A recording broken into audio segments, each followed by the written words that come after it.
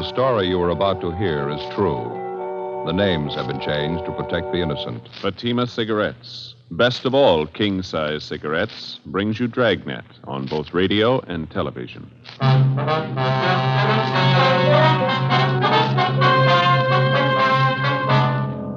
You're a detective sergeant. You're assigned a homicide detail. A 39-year-old housewife disappears suddenly. There's no explanation for it. 5 days later, evidence of possible foul play is uncovered. Your job, investigate. Fatima, America's first largest-selling blended cigarette. Now, best of all king-size cigarettes. Prove it yourself today. Compare Fatima with any other king-size cigarette. 1. Fatima's length filters the smoke 85 millimeters for your protection. 2. Fatima's length cools the smoke for your protection. 3. Fatima's length gives you those extra puffs, 21% longer than standard cigarette size. And in Fatima, you get an extra mild and soothing smoke, plus the added protection of Fatima quality. Definitely the best quality in its class, but the same price as the cigarette you're now smoking. Buy Fatima in the bright, sunny yellow pack. Best of all king-size cigarettes.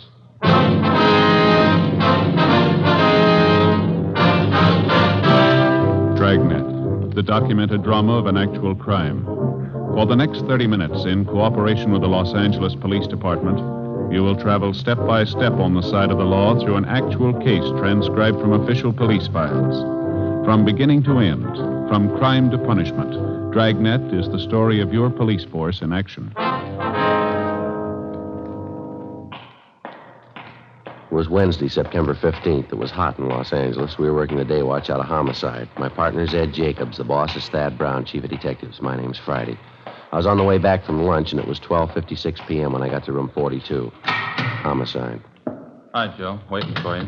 Hi, Ed. Al, here you got something for us, huh? Mm-hmm. Here's the report right here. Gardner by the name of Abbott called in day before yesterday. Chester Abbott said his wife disappeared from their home out in the valley Thursday night. He says he thinks she left him. Well, happens every day. Not this way, it doesn't. Walsh and I went out to talk to the man yesterday. His story doesn't make too much sense. How you mean, Al? None of his wife's clothes are missing, none of her luggage. She even left her pocketbook behind, full of money. We found out from the neighbors the missing woman has a 17-year-old boy by a former marriage. Does that mean anything? Well, he's an only child. Mother dotes on the kid. She didn't even say goodbye to him. Well, how'd this Chester Abbott impress you? Pretty grouchy with Walsh and me. No cooperation. Wants to find his wife, doesn't he? I don't know. I'm not sure. He's no help, I can tell you that much. Could I see that report, Al? Yeah, here you. Thank you. Florence Trumbull Abbott, age 39. Abbott's her second husband. First one died a little after the boy was born. Mm-hmm. Disappeared Thursday night from the home, 546 Belasco Road, between 7 and 8 o'clock. Well, when did Abbott call in to notify you? Monday afternoon. Told us he thought his wife might have been spending the weekend with her sister. When he found out she wasn't, he called us. Mm-hmm. You meet the boy when you were out there? Yeah, that's another thing. How do you mean? The kid came riding up on a bike when we were talking to one of the neighbors. We tried to talk to him, but the old man came out and hustled the boy into the house. Then he started chewing us out. Well, what's his trouble?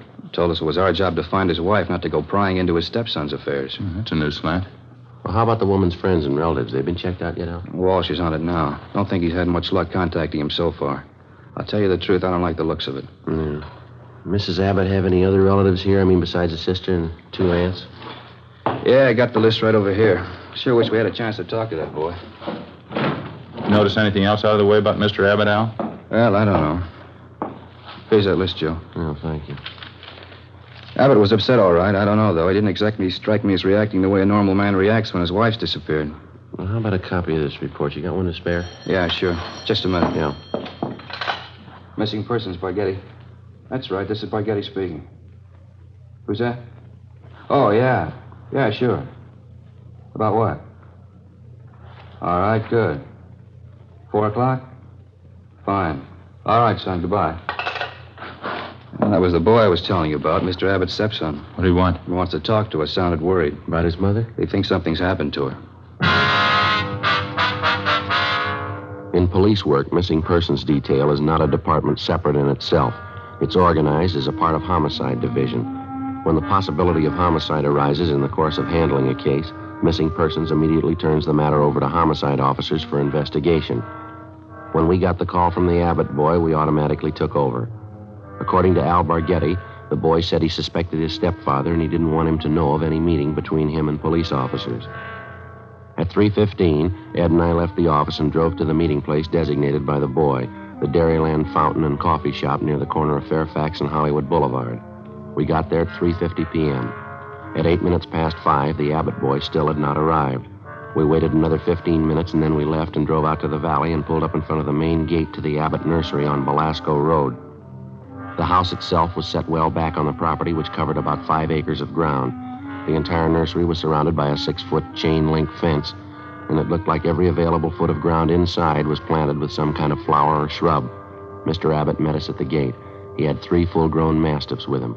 He held them on a chain. Yes, what do you want? Police officers, you Chester Abbott? That's right. What do you want? Well, if you can get those dogs quiet for a few minutes, we'd like to ask you some questions. Pretty busy now. Can't you come back tomorrow? No, it's important, Abbott. We'd like to talk to you now. All right, if you have to. Fred, Simon, get down there. You two, Joe. Quiet. I said quiet. All right. Now, what do you want? Mind if we come inside, sir? These watchdogs of mine are pretty vicious. We can talk here at the gate. All right. We've been assigned to look into your wife's disappearance, Abbott. This is my partner, Sergeant Jacobs. My name's Friday. Mm-hmm. Find out anything about my wife yet? Nothing definite, no. Thought maybe you could help us. Mind telling us exactly what happened the night she disappeared? What do you mean, what happened? Well, when did you see her last? When did you first notice she was gone? Well, we had dinner Thursday night about 7 o'clock, then I laid down for a nap. Florence went out on the front porch for some air. I woke up a little before 8 o'clock and went outside to look for her. She was gone. No one saw her leave, Mr. Abbott? Not that I know of. Maybe one of our neighbors. You can ask them. They seem to know everybody's business.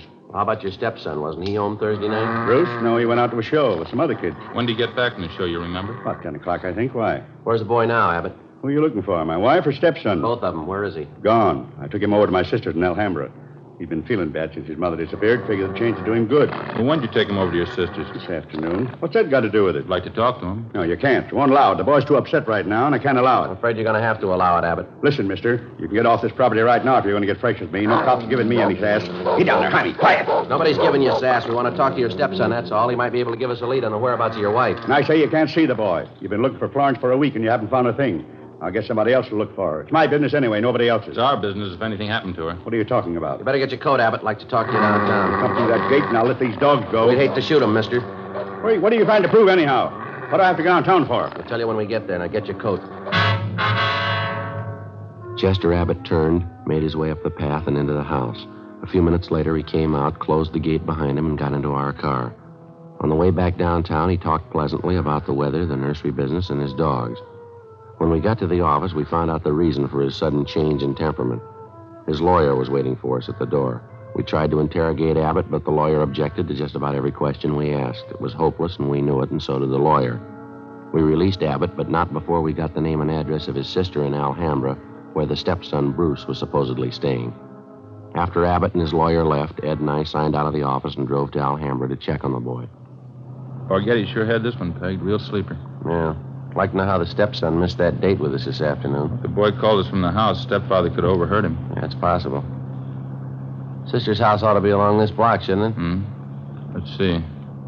1408, 06. Yeah, there it is. Gray Cottage, 1402. Okay, let's pull up here, huh? Right.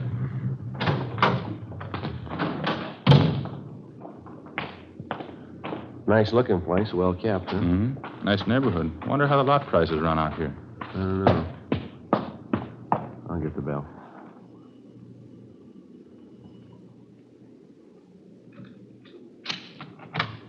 Yes, what is it? Police officers, ma'am. You Miss Abbott? Yes, Helen Abbott. Why? Well, we talked to your brother earlier today, Miss Abbott. He said he brought his stepson, Bruce, over here to stay a while. We'd like to see him if we could. Bruce? Well, yes, he was here until about an hour and a half ago. I went to the store, and when I came back, he was gone. You any idea where we can find him, Miss Abbott? Well, I telephoned my brother Chester just before you came to the door. Bruce isn't there. Yes, ma'am. Do you mind if we came in and looked around, Miss Abbott? Won't take long. Well, why? I told you Bruce isn't here. It's the truth. There's no reason to lie about it, is there? Oh, no, ma'am. It's not that. Well, then what is it? No reason for me to lie to you. How about your brother? We went in and looked the house over from one end to the other. There wasn't a trace of the boy. We drove back to the Abbott nursery and satisfied ourselves the boy wasn't there. Meantime, the home of Chester Abbott's sister in Alhambra was kept under constant surveillance. No one came or went. The next morning, when Ed and I checked in for work as usual at 8 a.m., we met with Sergeant Al Barghetti. Well, I had half an idea there might be something wrong. What makes you so positive, though? That's just it, Al. We're not positive. It's the whole setup, I guess. Smells bad. How do you mean, for instance? Well, Abbott's lawyer, for one thing. If a man's innocent, he doesn't have his lawyer sit with him and tell him not to answer any questions. Yeah? Number two, the kid's phone call. He didn't show up for that date. You figure. I don't know. Could be he doesn't get along with his stepfather. Happens, you know. Maybe he's trying to get back at him for something or other. Yeah, that could be. Why is Abbott hiding him out, then? Pretty sure he's hiding him out? The way things been going, no other way to take it. Huh. Mrs. Abbott walked away from her home last Thursday night. Nobody saw her. She took nothing with her. No luggage, no clothes, no money. That's it. You checked with her family doctor? Yesterday, told us Mrs. Abbott was in perfect health. Checked her bank statements, double-checked the name through Wanderer's file. Repeaters found, missing persons. Couldn't find it in either one. Her relatives, too, huh? You talked to them? Some of them, yeah, Al. Got a few more to check out this morning. Well, one thing's certain. No clothes, no money, no luggage. She couldn't have gone very far. You checked all the angles, huh? Well, the sheriff's office, the jails, the hospitals. Sent out a teletype and an APB. She's been gone almost a week, and nobody's seen her. Now, how's that add up to you? Well, they got an idea. Yeah. I hope I'm wrong. 8:45 a.m. Ed and I left the office and continued making the rounds of the missing woman's friends and relatives. We checked at the Western National Bank, where Mrs. Abbott maintained another account. Her savings statement showed a total balance of $31,564.17. Her checking account had a balance of $842.71. At the Farmers Mutual, we found the record of an insurance policy issued to Florence Trumbull Abbott. It was a 20-pay life policy covering the insured in the amount of $30,000. The beneficiary was listed as the insured's son, Bruce Trumbull Abbott, if living upon receipt of such due proof. If not, the insured's husband, Chester J. Abbott. By the time we finished checking the missing woman's financial status, we figured we had a fair suspect in the husband, Chester Abbott. From casual reports, we knew he was a frugal man, almost to the point of obsession. If he was greedy as well, if he wanted or needed money badly enough to kill, then he had all the motives necessary to murder his wife. Maybe his stepson, too. 6:40 p.m., Ed and I drove back to the office. Go ahead. Long day, a lot of mileage. Yeah. Wonder if Al's still around. Hey, Bargetti. Al? Yeah, here. That you, Friday? Yeah.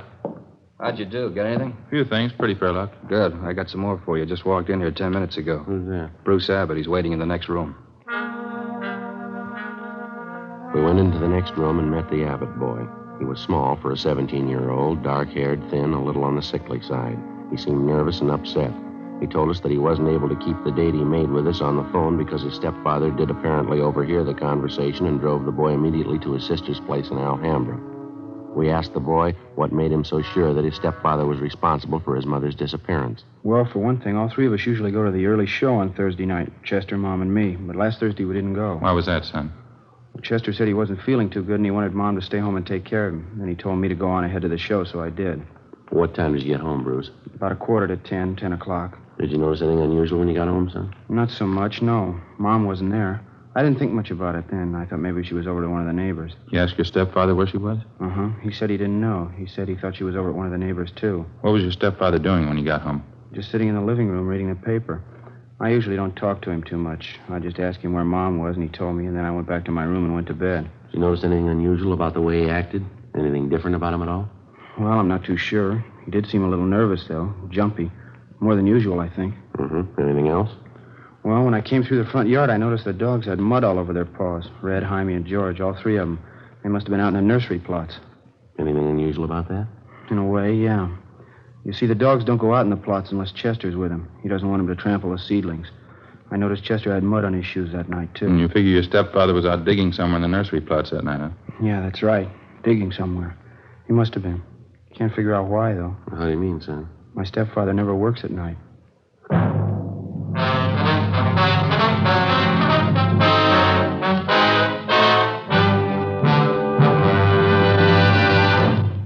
You are listening to Dragnet, authentic stories of your police force in action.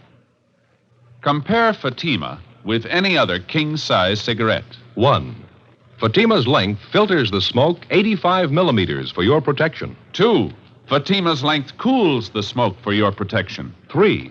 Fatima's length gives you those extra puffs, 21% longer than standard cigarette size. And in Fatima, you get an extra mild and soothing smoke, plus the added protection of Fatima quality. To show our confidence in Fatima, We make this money-back guarantee to every king-size cigarette smoker. Buy a pack of Fatimas. Enjoy Fatima quality, extra mildness, and superbly blended tobaccos. If you're not convinced Fatima is better than the king-size cigarette you're now smoking, just return the pack and the unsmoked Fatimas before August 1st, 1952, and we'll give you your money back plus postage.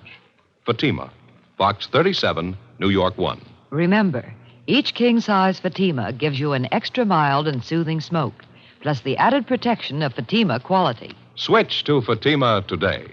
Best of all, king-size cigarettes.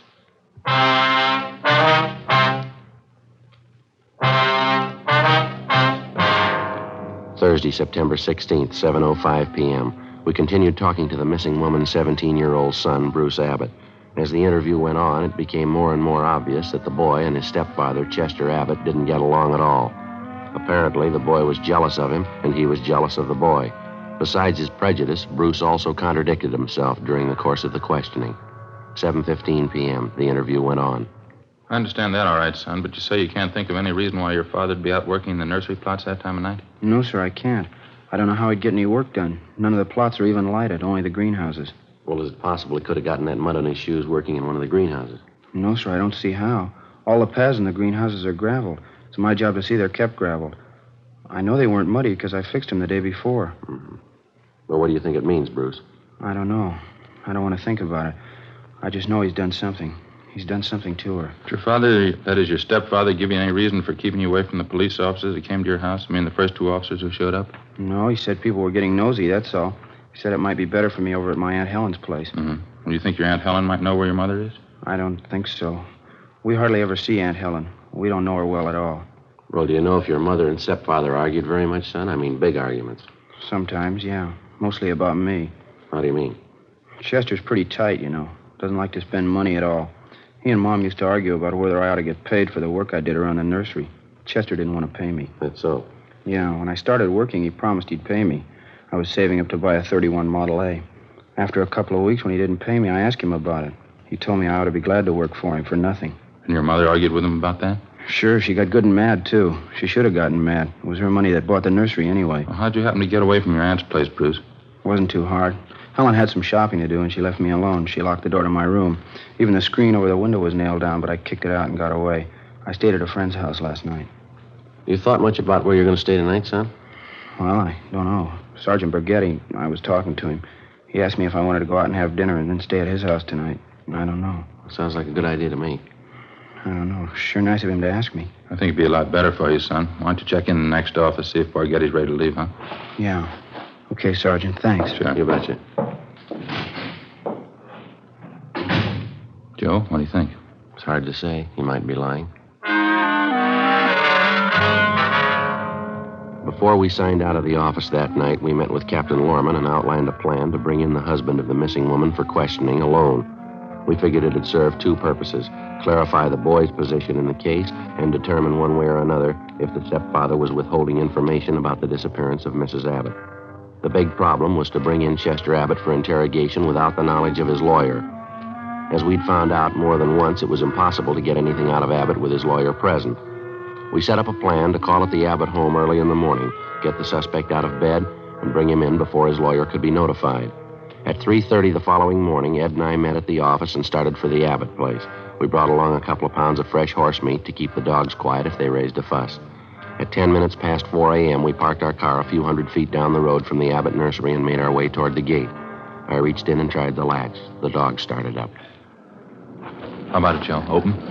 No, it's padlocked. We're going to have to climb the fence. Toss some of that meat over to him, will you? Yeah, okay. There. All right, that does it. All right, let's climb the fence. Keep an eye on the hounds. Looks like they could take a leg off. Yeah. Take it easy, Ed. All right. Watch that. Yeah. Here comes that other dog. Get some more of that meat ready. Yeah. There you are, boy. Go get it. Go on. All right, that's fine. Come on, let's hurry. Have a look, Joe. Huh? Windows along the side of the house. Lights just went on. Yeah, come on. All right. Who is it? Who's there? Who is it? I'll set the dogs on you. Police officers, Abbott. Friday and Jacobs. kind of business is this? What are you doing out here this time of night? You're under arrest, Mr. Abbott. What are you talking about? I think you heard me. You're under arrest. What kind of crazy thing is this? You're going to pay for this. I'll have your job. All right, you want to get your coat? You cops are asking for a pack of trouble. You know that. Get your coat. I'd like to know what you think you're doing. Where's my stepson, anyway? What have you done with him? I got a better one for you, mister. Huh? What have you done with your wife? 4:25 a.m. Ed and I drove the suspect, Chester Abbott, back downtown to the office. He was quiet and sullen. We headed down the hall for the squad room. Light still burning in the office. Yeah, probably Bargetti standing by. All right, Abbott, in there. You're going to pay for this. You can take my word on that. Ed, you want to take him in the office here and stay with him? I'll check with Al. Okay. All right, Abbott, inside.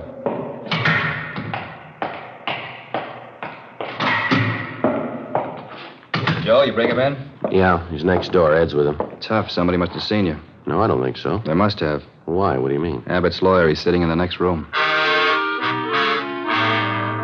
How the lawyer had been notified, we couldn't be sure. Again, we tried to question Abbott, and again, on the advice of his attorney, he refused to answer practically every question we put to him. We released him.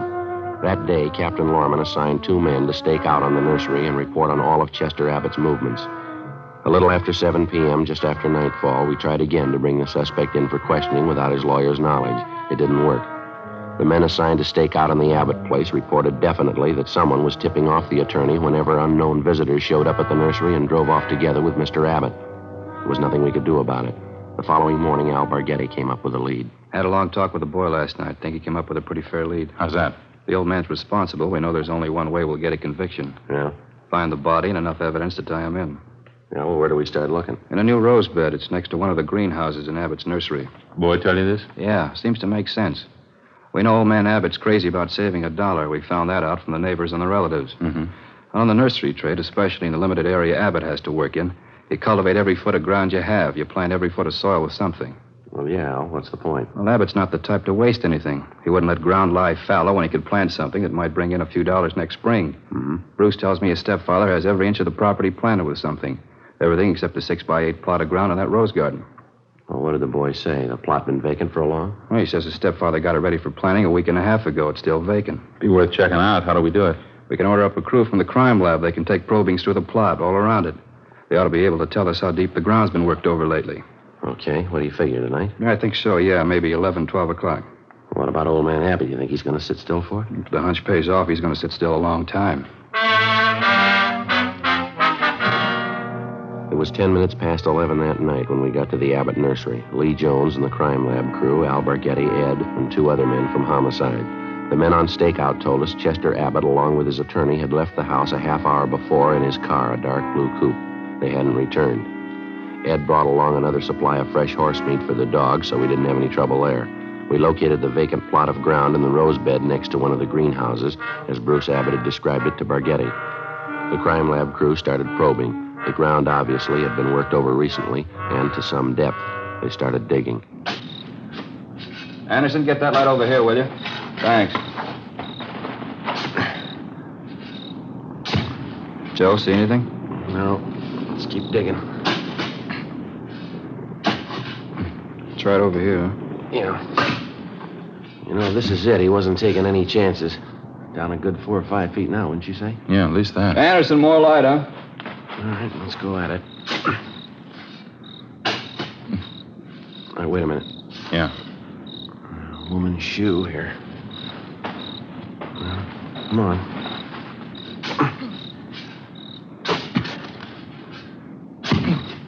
Just a minute. Yeah, that's it. The shoulder there. It's a body. Well, it paid off, Al. The boy had it figured. Yeah. Too bad he was right. Ed and I went back to our car and notified communications to broadcast a warrant for murder on Chester Abbott.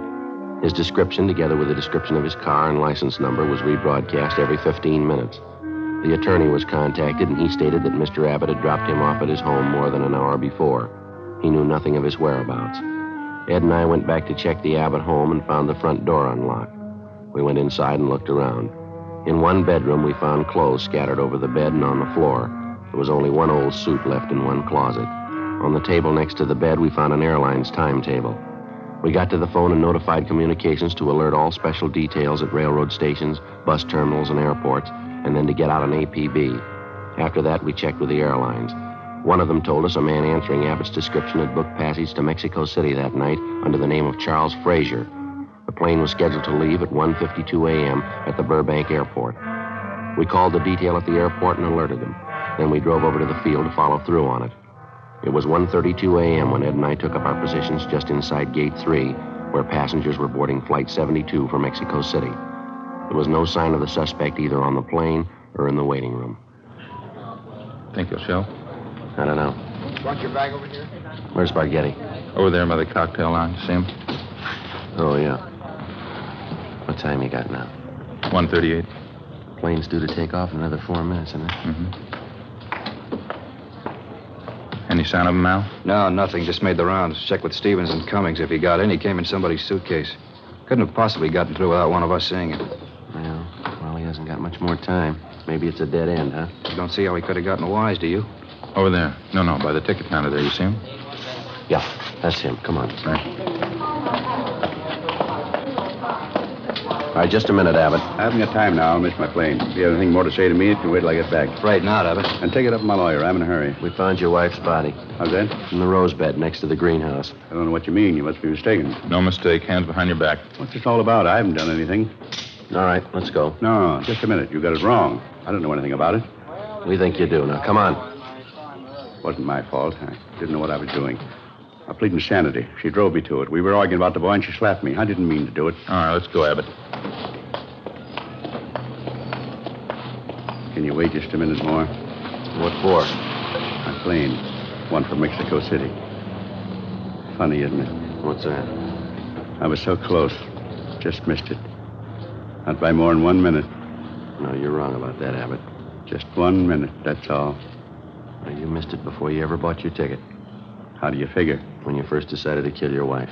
Come on.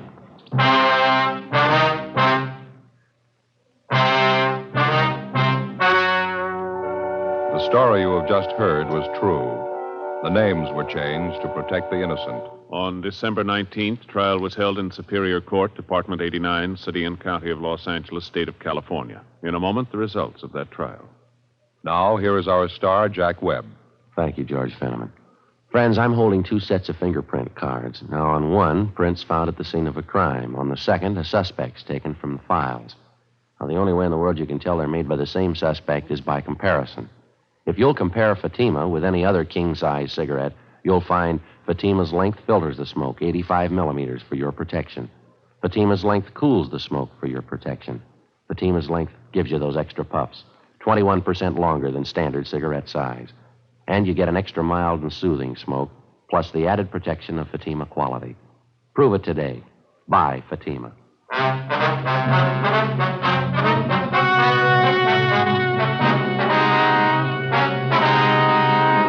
Chester Vernon Abbott was tried and convicted of murder in the first degree. The jury failed to recommend clemency. Abbott was executed in the lethal gas chamber at the State Penitentiary, San Quentin, California.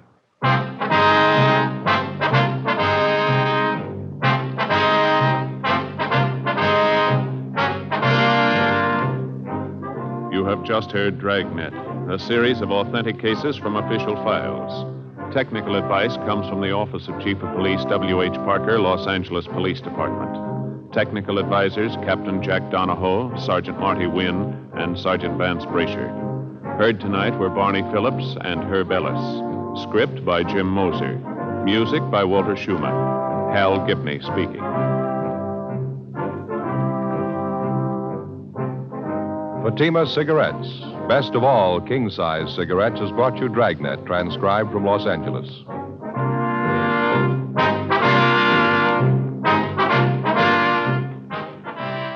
Now it's Counter Spy on NBC.